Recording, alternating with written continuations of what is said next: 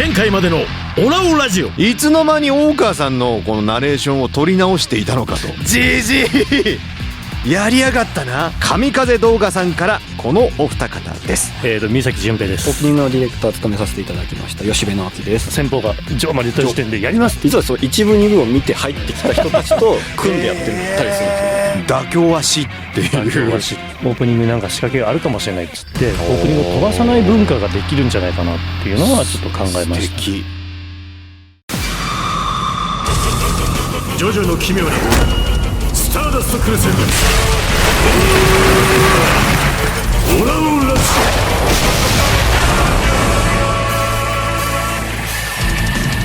オ。この番組は荒木博彦先生原作のテレビアニメジョジョの奇妙な冒険スターダストクルセイダースのラジオである。パーソナリティは空城城太郎役の小野大輔でお届けする。ストーリー2015年日本。ジョースター家の血を引く青年空城城太郎を演じる小野大輔はスターダストクルセイダースを終えた喪失感に取りつかれていた。アニメ終了によって倒れたファンを救い喪失感を克服するため数々のゲストスタンド使いたちを撃破し、10月のイベントザ・ラストクルセイダースに向けて小野大輔の旅は続く。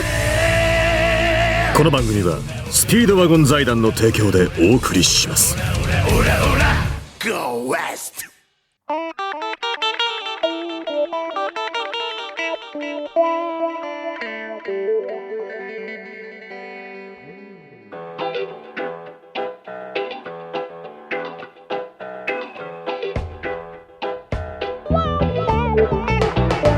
改めまして空城城太郎役の小野大輔です。ジョジョの奇妙な冒険スターダストクルセイダースのラジオ第30回です。前回は神風動画さんをお迎えしていろいろとお話をしていきましたね。はい、ダイジェストでも聞けましたけれども、先ほど妥協はし、かっこいいね。実際本当になんかそういうそれこそ覚悟ですよ。魂をそこに吹き込む。オープニングだったらね1分ちょいぐらいのその短い中に全てを叩き込んでいる。そして妥協はし、もう本当はジョジョの本編に出てきてもおかしくない、言葉を心情にしてものづくりをされているっていうことがですね、まあ本当実際直にこうお会いして喋ってみるとですよ、またもうひしひしと伝わってきましたね。ほんとね、ジョジョに関わる人たちはね、やっぱみんなどっかねそういうとこ持ってますね。静かに見えたり、おとなしく何も喋ってなくてもなんかそういうこうオーラをまとっているというか、で喋り出すと止まらないっていうところもね共通してますね、やっぱり。そんな、はい、また仲間が増えたね、こじらせ仲間がっていう感じがしましたね。まあほんと反響もいっぱいいただいておりまして、神風さんねまた来ていただきたいなというふうに思っておりますけれども、さあ収録日、この収録日的にはですねアニメの打ち上げ直前でございます。直前なのかよって話なんですけどまだなんです実は。もうキンキンでね、もうスケジュールは抑えられていてですよ、打ち上げが今度あります。もう本当に200人超来るんですよね。そこで多分いろいろな話ができると思いますし、スタッフさんの話も聞けると思うんで、それ終わってその明けて次の回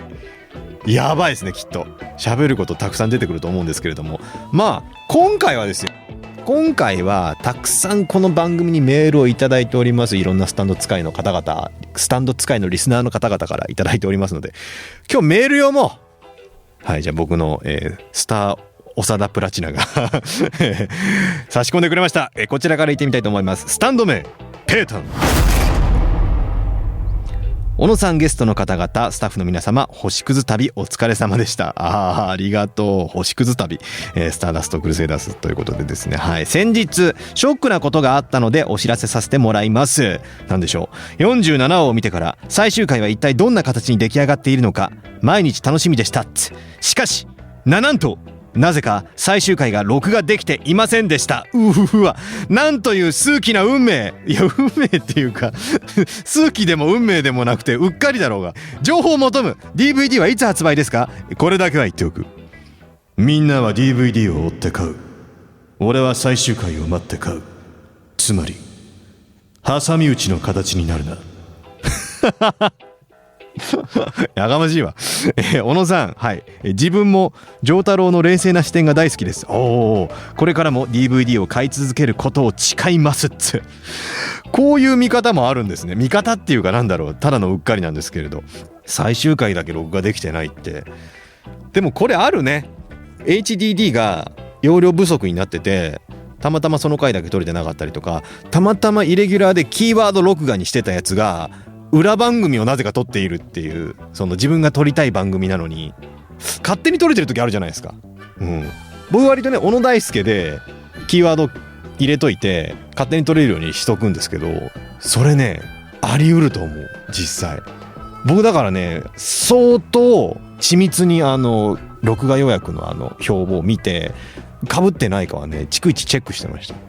これはかわいそうだな。でもこれによって DVD が売れるいや、なんだかんだででもね DVD で見ると違うんですよ。やっぱり DVD で改めて見るっていうのはありだと思います。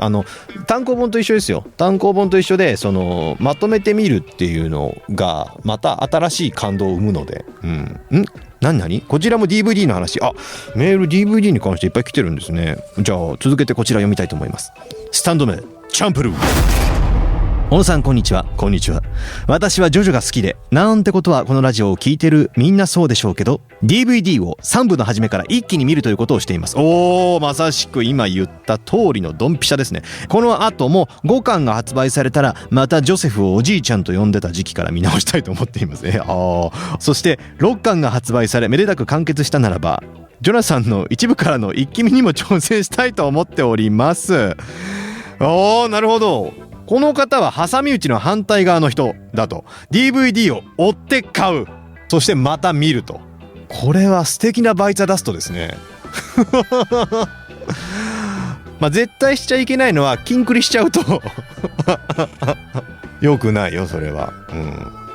間は飛ばしちゃダメ。一部から全部一気見すると多分丸2日ぐらいかかる。健康を損なってまで見ることはないと思うんだけれども、でも今ほら、暑い最中ですよ。記録的な猛暑ですから、今年はもうお部屋の中をホワイトアルバムしといて見るってありなんじゃないんですかね。ずーっとありありありありありありありありありありありありありありべバカ野郎ここで番組終わっちゃうからね。ありありしちゃうとでもね、ありだと思いますよ、それは。ありあり次行きますかはい、こちらラジオ CD のお話です。スタンド名30 minutes。小野さん、スタッフの皆様、初めてメールいたします。いつも更新楽しみにしております。アニメーション第1部からジョジョレイディオと共に楽しませていただいておりましたが、オラオラジオの存在は遅ればせながら最近知りました。ありがとう。ジョジョレイディオの熱い対談を継承した小野さんとゲストの皆様のお話がとても面白く、ありがとうね。また小野さんがラジオをお好きだというのが言葉の端々から伝わってきて、ラジオ好きとしても嬉しく感じています。貴様聞き込んでいるな。そうなんです。僕ラジオも大好きなんでね、割とそのラジオで面白いと思ったフレーズっていうのがちょくちょく出てきます。こじらせるとかもね、ラジオ好きの影響があるんですけれども、さておき、これは過去の回も聞かなければと発売されているラジオ CD を購入しました。ボリューム1からボリューム3をワクワクしながらプレイヤーに取り込み整理したところ、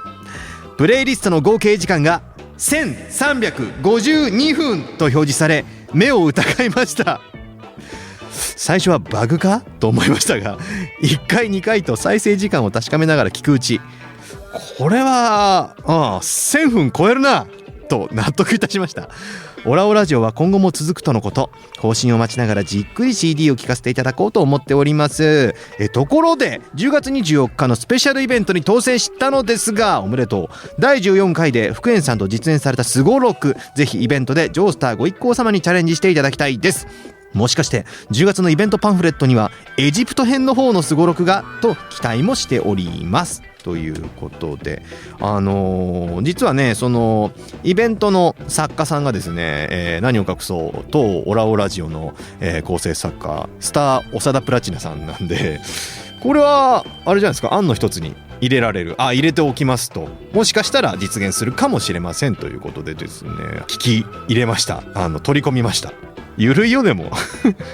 すごくゆるいと思いますけれども、まあそしてその1000分超えたボリューム1からボリューム3の合計時間なんですけれども、1352分はイコール22時間32分と不眠不休で一日中聞き続ければ、まあてっぺん超えるまでにはまあ聞き終えられるかなと。いいんですよ、もうながら聞きでいいですし、本当休み休み聞いてくださいね。さっき言ってたその一気見も一気読みも休みに休みじゃないとダメだからね。具合悪くなっちゃうから。アニメ2日プラスラジオ1日で3日あれば、丸3日これを続ければアニメのジョジョはなんていうんだろう、保管できる。いや、やめといた方がいいと思うよ、その3日連続は。今日ねミキサーやってくれてる彼はいつものね山ちゃんと違って最近読み始めたんですよね。そうコミックス読み始めたらしいんですけど、今半分ぐらいいってると。でアニメは追ってみたいと思いますと。でしかも3部から入ってると。いやーこれもうね、このラジオ的にはそのすっごいこじらせてるファンの皆さんにももちろんお届けしてるわけなんですけれども、まあここまで聞いてくださって分かってると思いますけどこっから入るビギナーの方にも楽しんでいただきたいラジオですからね。いいんじゃないんですかこれ。僕でもコミックスを読んでてすごい好きで入ってきた人たちじゃないですか、僕とか長田さんって。でもねやっぱ改めてまたもう繰り返しになるかもしれないですけど、やっぱ雲翔さんの携わり方がもしかしたらすげえ一番楽しいんじゃないかと思ったんですよね。漫画知らなくってアニメから入ってアニメで面白いってなって、で漫画でその追体験をするっていうこの流れ。そして3部から入ったならばそうなんですよね。その今日ミキサーやってくれてる彼はジョセフがただのひょうきんなおじいちゃんだと思ってるわけですよ。立ち返って2部とか読んだらうわーってなるでしょうね。なんだこれって面白いつかかっこいいってなると思うんでね、ぜひ。まあ長田さんがさっきひどいなと思ったことは、そのまだ半分しか読んでない彼にディオ戦の一番最後の俺がディオの後ろに立ってるあのくだりをもう見せる済んでるところまで行ってたんですよねここに全てが集約されている、読むかっつって言っててディオみたいな人だなと思いましたね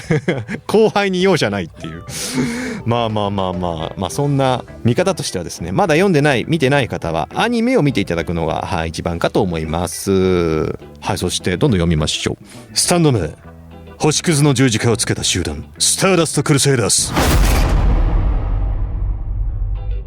僕は荒木博彦先生の漫画術買いました。将来物語を作りたいと考えていて、どうやったらいい話になるのか、どうやったら人気を出せるのかと思ってすごく悩んでいました。あら作家志望の方なんですね、この方は。そこで荒木博彦先生のウェブサイトで荒木博彦先生の漫画術の出版がされているのを聞いて買いましたと。これでちょっとキャラクターやストーリーの作り方の基本がわかるのではと思い購入してみましたけど、自分は国語が苦手で小説はほとんど読むのが大変で、1ページ目で再起不能になるほどでしたが、ジョジョを愛するからかこの荒木博彦先生の漫画術を読んだら、なんと内容が分かりやすくて半分ぐらいまで読めました小説でこんなに読んだのは初めてだと思いました。そう荒木先生の漫画術を買いましたということでですね、いただいております。そうですね、長田さんも読んだんですよね、これね。思った、最近出た新書のねサイズで荒木先生が書かれた本なんですけれども、これね僕も読みまして思いました。これから、物語を創作する職業に就きたい方であったり、今そういう仕事に携わりつつもっとスキルを上げたいなとか、もっと面白くしたいなとか思ってらっしゃる方々はこれは読んだ方がいいですね。本当にそれこそこの星屑くんって呼びますけど、この方がね書かれてる通り非常に読みやすいです。ジョジョが好きっていうところで読むとどんどん読めるんですよね。荒木先生こんなこと考えてるんだとか、突飛なこととか、それこそタイトルにもあるようにその奇妙な冒険ですから、奇妙なことをこう主体にとんがった部分であったりとか、斜に構えた部分であったりとかっていうのが感じられる、そのなんていうんでしょうね、内容かと思いがちじゃないですか。やっぱりなんかこう刺激を求めがちじゃないですか。でもねこの中に書かれていることって王道なんですよ。本当に誰しもがこうあるべきだ、こうありたいって思うことがちゃんと書かれてあって、プラスやっぱり荒木先生って本当にその心が広いんだな、すごく大きな方なんだなって思うのが、出し惜しみなく全部書いてあるんですよね。創作における自分が思っていること、心がけてること、こうしたらよりいいっていうことがね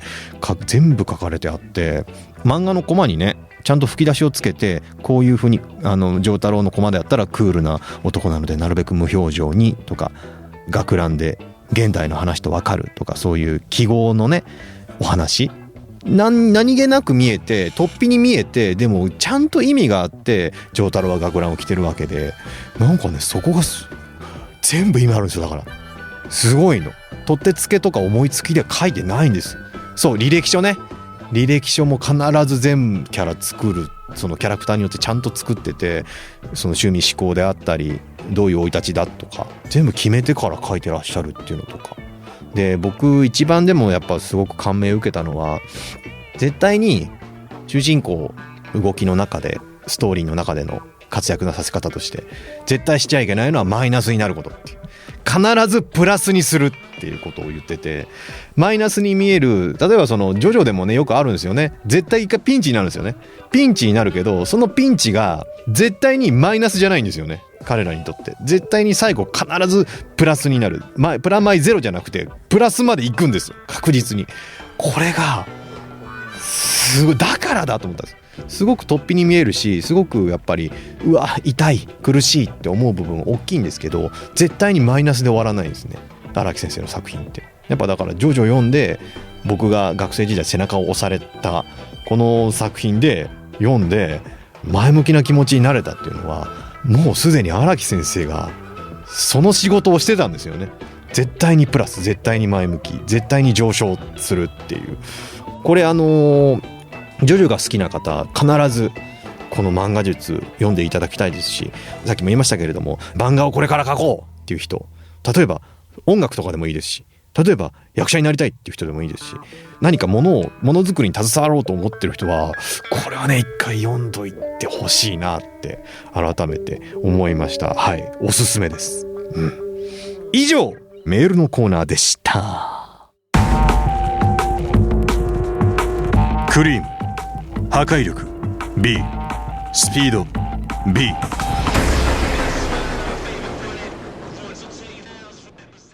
ジョジョを知ったきっかけ、意外、それはジョジョの奇妙な冒険との出会いにドラマあり、作品を知るきっかけとなったエピソードを紹介していきます4ということで、これもたくさん来てるんですね。スタンド名わたあめ。小野さんこんにちは、毎回楽しく聞いています。ありがとう。ジョジョを知ったきっかけ、それはジョジョのメダルシューティングバトルスターダストシューターズです。3歳の息子は、ジョジョの漫画もアニメも見たことがないのですが、私が毎日コツコツとスターダストシューターズをやっているのを見ているうちに、いつの間にか登場人物や必殺技を覚えているじゃありませんか。なるほど。1部から3部の人物がランダムに出てくるので、その都度人物像や関係性など説明してあげてるのですが、8歳の息子に、最近ではこれは1部のジョジョで、これは2部のジョジョとストーリーを全く知らないのにかなり詳しくなってきています。おーすごい。ジョジョを見たいっつとせがまれているので、この夏休みにジョジョアニメデビューをさせようかと考えています。ちなみに息子のお気に入りは歌教員。この歌教員には肉の目が入ってるんだよねとちゃんと見分けられます8歳の息子にジョジョを仕込んでますね。それこそジョジョ好きという目を埋め込んでいますね。すごいね。でもゲームから、しかもゲームを脇から見ていてっていう形で入るって、これは珍しい形ですね。そうなんですよ。僕もねスターダストシューターズご多分に漏れずがっつりハマってるんですけれども、肉の目が刺さってるその何て言うんでしょう、悪歌教員、悪い時の歌教員は色分けがされてるんですよね。本当はね歌教員って緑なんですよ。まあハイエロファントグリーンだからね、緑のメダルなんだけど、悪い時はね黒のメダルなんですよ。だからね、なんでこの歌教員は黒なんだろうってところから入ったんでしょうね、この子は。ああなるほどって順番逆だと思うんだけどな。いやーまあでも僕もねハマりすぎてて重課金ですよ最近出たんです SSR で丈太郎が。歌教員も割とねいっぱい出てるんです種類が。こんな時の歌教員とかあんな時の歌教員とかもうクライマックスの歌教員とか運営さんね、いやもうほんとこのばかりで言いますよ、運営さんね出しすぎ、メダル出すぎてさ、そりゃあ僕はもうガチャがね SRSSR 確率アップって時あるんですよ、超超アップみたいな時が。で空城丈太郎クライマックスの丈太郎が出たんですこの間。もうそれなんかね確率超超アップって書いてるから、もう僕の中ではもうガチャ10回回したらもう1回は必ず出るぐらいの勢いだと思ったわけですよ。このねそのいわゆるそのディオとの決戦バージョンがなかなか出なくって、まあ回すそしたらディオが出るこれやってらっしゃる方分かると思うんですけど、僕ディオがもう7回ぐらい覚醒してるんですよねびっくりディオだけそんな覚醒って覚醒分かんないと思うんですけど、覚醒って同じのが出るとさらにメダルがね合成されて強くなるっていうシステムになってて、なんかね丈太郎よりディオの方が全然強くなっちゃって、もうその都度小安さんの顔が浮かんでイラッとするっていうそんな感じなんですけれども、ぜひこれはねプレイしていただきたいですね。はい、課金はほどほどに続きましてスタンド名デス31。ジョジョを知ったきっかけ以外、それは猫ドラくん。某猫型ロボットが好きな僕に友人が「おいこれは知ってるか?」と猫ドラくんのコマを見せてきたのがきっかけです。未だに猫ドラくんがどんな秘密道具を出そうとしていたのかすごく気になります。あと歌教員に気をつけろなるほどね、合成されたやつですね。歌教員に気をつけろ。これはハーミットパープルでテレビをザッピングしていくことによってメッセージが浮かぶ。その中で、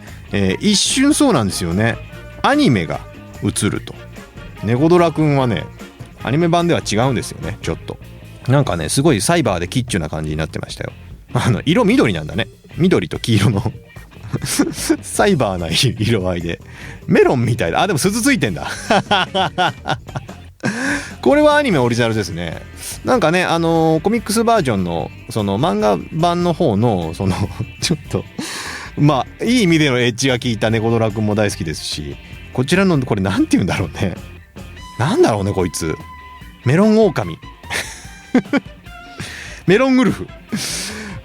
これでもこれ細かいところですけどぜひもう一回見直してほしいですね DVD で。はい、ここもアニメオリジナルのところだと思うんでぜひ見直していただきたいと思います。そして続いて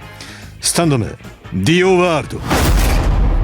ジョジョを知ったきっかけ以外、それはホームセンター。はじめまして、私がジョジョを知ったきっかけはホームセンターです。私は滋賀県に住んでいるのですが、滋賀県にはあやはディオという名前のホームセンターがあります。あやはディオ、そしてあやはディオのさらに大きなホームセンターはディオワールドと言います。働き始めてからインターネットでお店の名前検索をすると関連として必ずジョジョ好きの方がディオワールドという名前に興奮しているツイッターでのつぶやきが出てきます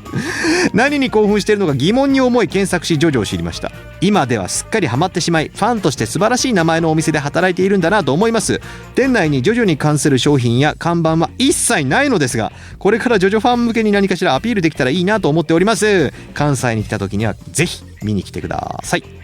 今検索していただきました DIO ワールドって書いてます。あ本当だ、まんまじゃんこれ。ディオワールドって入れるとですね、そのディオワールドさんの店舗と半々ぐらいでディオのフィギュアとかコマとかゲームの画面とかが出てきます。なんだったらディオのそのジョジョの方のディオの画像がわりかし多いですいやーしかしあれですか、滋賀では草津店なるほどね。滋賀では本当におなじみのホームセンターでロードローラーは置いてないにしろさすがに重機は置いてないにしろですよ。なるほどね。自転車とかペットセンターあれじゃないですか。ペットショップとかほら鳥コーナーにペットショップがいたりとかナイフとかねいっぱいね大量購入する方がいらっしゃるかもしれないですからね。ディオワールドあと何売ってんだろうホームセンターですから多分食品コーナーとかももしかしたらあるかもしれないですから、バニラアイスが売ってるかもしれないですし、あと何売ってんだろう、気になる、超気になる。いや行かれる方は気をつけてください。はい、一瞬にして何かが変わってるかもしれないんではい、じゃあ続いていきましょうか。はい、スタンド名アリー・マレフさんからいただきます。ジョジョを知ったきっかけ、意外、それはブチャラティ。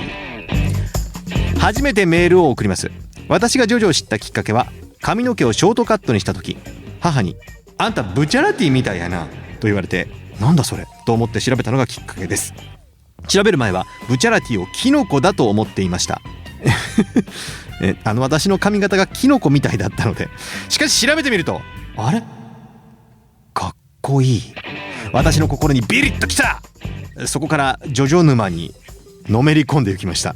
アニメで 1,2 部、漫画は 6,7 部を読みました。一気に読むのはもったいなくてゆっくり読み進めております。5部は楽しみに撮ってありますということで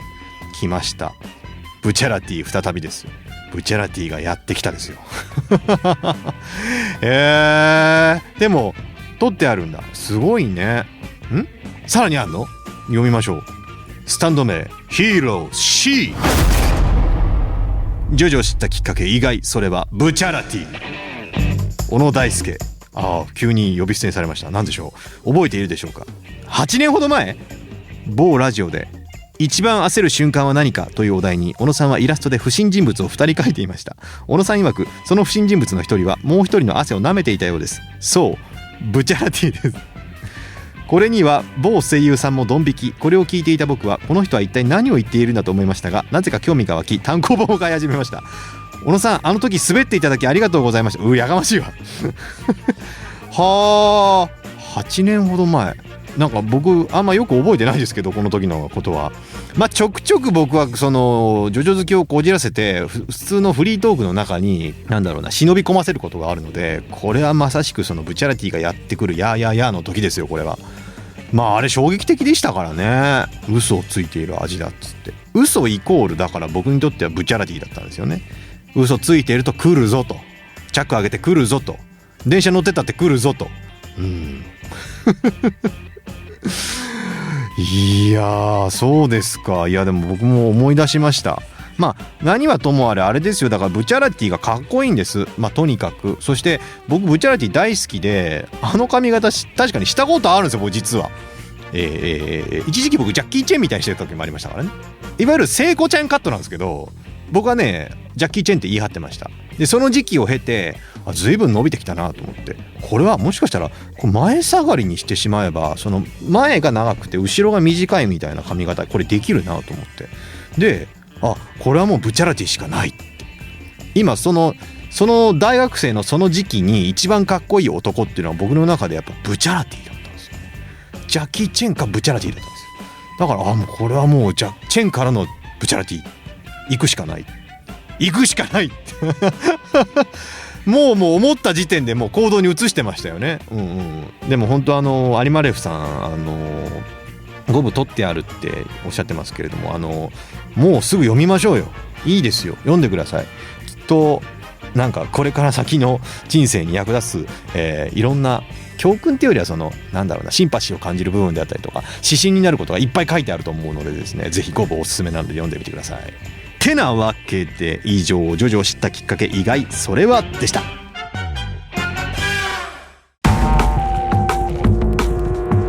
クリーム、射程距離 D、 持続力 C。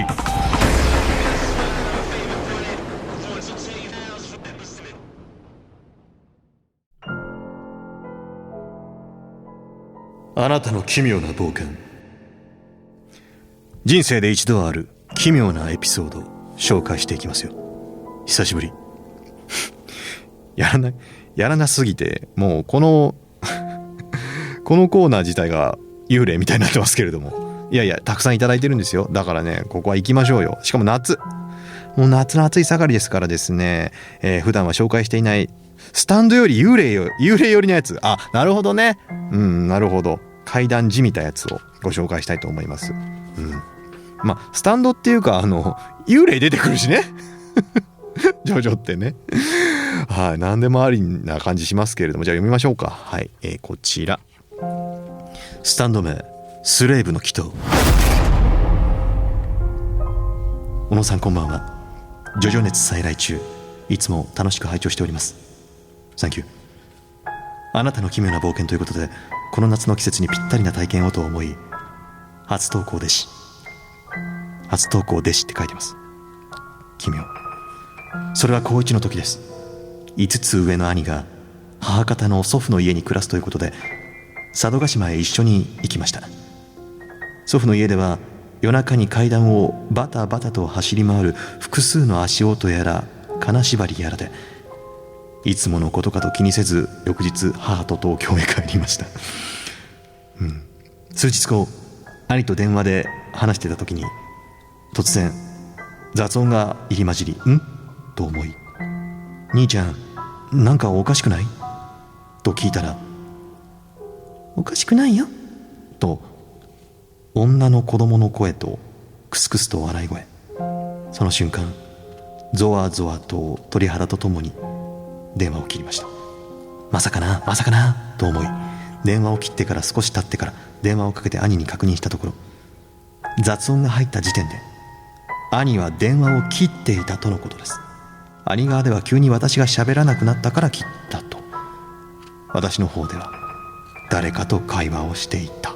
そう、これが私の奇妙な体験です。後にも先にもこれ以上の奇妙な体験はないです。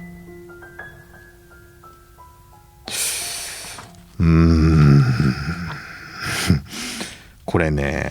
久々に来ましたね。理由はわからないっていう。次、スタンド名タンブラー。学生時代の話なんですが、友人たちが地面を削って陣地を描くような感じでグラウンドに蜘蛛の巣のような模様を描き、その中で2人ずつ2組になって立っているんです。すると一人が何かを大声で叫び、そこにいるもう一人が体の前でおにぎりを握るような手の形をするんですが、もう一方の組にいる一人がザ・ワールドと言って両手を振り上げ、そっち側のもう一人がつかつかと叫んだやつに向かって歩いていき、お腹をポコポコと殴ったんです。当時何も知らなかった自分にはこの光景はとても奇妙な儀式として映っていましたが、今なら彼らが何をやっていたか分かります。あれはスタンド使いたちの死闘だったのです。そして叫んだ彼は自分でも気づかぬうちに死んでいたのです。まあ急に何が始まったのかと思いましたけれどもバカですね。バカなことやってますね。ごっこ遊びね。なるほどね。おにぎりの形はエメラルドスプラッシュだったと半径20メートル。あの技はでも僕はそう実はちょっと感動しちゃったんですよね。歌教員がこれまで出したことのないあの技をあの場で編み出したのはどういういきさつだったんだろうって思うと、やっぱでも恐怖を克服したからでしょうね。多分ただ戻ってくるだけじゃなくて、多分入院している間に何か考えたんでしょうよ。あれはとっさの思いつきでもある気もするんですけど、でもだからといってあの局面ですぐできるかっていう網を張り巡らせるっていうのが、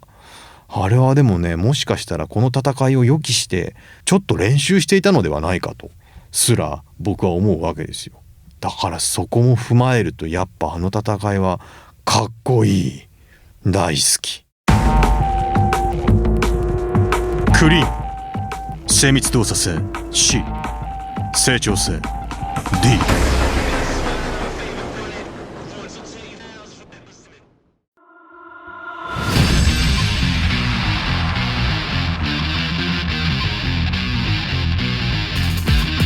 ジョジョの奇妙な冒険スターダストクルセイダーズオラオラジオエンディングです。はい、というわけで、バニラアイスのスタンドクリームの能力説明今回させていただきました。ちなみに破壊力 B だったんですけれども、これはですね、暗黒空間に入れて粉みじんにする能力ではなく本体の力とのことだそうです。まあ破壊力そうか B か。でもすごいですよね。身体能力も高いんですね。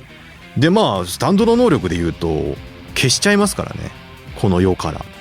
で自分も知らないって言ってましたからね、どこに行くのかって、その消した者たちが。いやーなんかねでもやっぱねスタンドそのバニラアイスに関しても思うんですけど、やっぱりねその人のなんか心情とか精神の形なんだなと思いますよ。だからバニラアイスもなかったことにしちゃうんですよね全部。それがその残酷だし積み重ねてきたものとかなくしちゃう一瞬にして、もうだからよくやっぱ性格付けとかとよく絡んでる、よくできてるなって思うんですよね。でもほら暗黒空間に行っている間は自分もどこにいるのかわからない、やたらめったらね周りを取り込んでいくしかないっていう。だから出てくる時を狙ってねポルナレフが攻撃するようにそこまではちゃんと見えてないんですよね、なんとなくしか。あれも面白いなと思って、だから結局ちょっとやっぱ人生に例えられるなっていう気がしてて、やたらめったらその自分の力だけで何かをしてる間は周りは見えないみたいな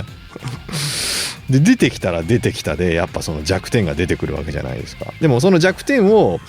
克服してるかしてないかなんですよね、自分の中で分かってるかどうかっていうので。多分ねバニラアイスはね自分の弱いとこね全然分かってなかったと思うんですよ。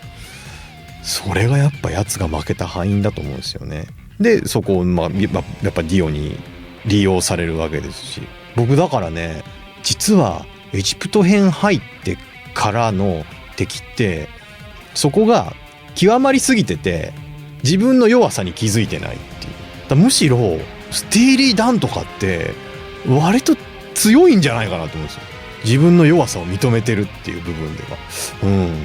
なんかまたね僕改めてねもう一回 DVD 見直そうと思ってます。エジプト編以前の道すがらっていうのを、実はこいつ意外と強いんじゃないかとか心が強いんじゃないかとか見つけられる気がしているので、まあ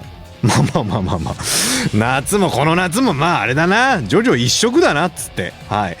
そんなわけで、バニラアイスとの死闘も描いたエピソード8月26日水曜日発売のジョジョの奇妙な冒険エジプト編ブルーレイ &DVD 第5巻に収録されておりますよと。これはもう要チェックですな。初回生産限定版特典はクリーム型レインコートだそうですさっきちょっと見させていただきましたけれども、現物というか写真をね割とね普通に着れそうですよね。でもコナミジってなっちゃうからな雨の中をあれ着た人が歩いてくるってどうなんでしょう。あれでしょ、でも中はブーメランパンツ履いてるんですよね、バニラアイスだから変態だね絶望だねということで、今回の感想ですか。今回は本当にまた一人で喋らせていただきましたけれども、3部も無事旅を終えたということでだいぶねタガが外れてますね今ね。どんどんただのジョジョ好きに戻りつつありますけれどもいや僕は受けたまったから今日もジョジョのですね T シャツ、このラジオを収録する時には必ずなんかジョジョ関連のグッズを身につけるようにはしてるんですけれども、今日は去年の10月のジョジョのイベントの T シャツを着てまいりました。イベントね、そうなんです、もうそろそろなんで前回以上に熱いね、そして皆様にこう感謝の気持ちをお届けするような、とっても素敵なイベントになると思われます。いや絶対にそうなるね、確信しておりますので、ぜひ皆さん楽しみに待っていてください。あと三宅健太氏の汗がどのくらい出るのかが楽しみです今から熱い男なんでね彼はね。でも本当イベントの方もう必ずや皆さんに喜んでいただける、楽しんでいただける、イベントにしたいと思いますので楽しみに待っててください。そして、もうすぐ打ち上げだ。打ち上げであったことをもう包み隠さずありのまま話すぜ次回、というわけで、今回終わりたいと思います。お相手は空城城太郎役の小野大輔でした。この番組はスピードワゴン財団の提供でお送りいたしました。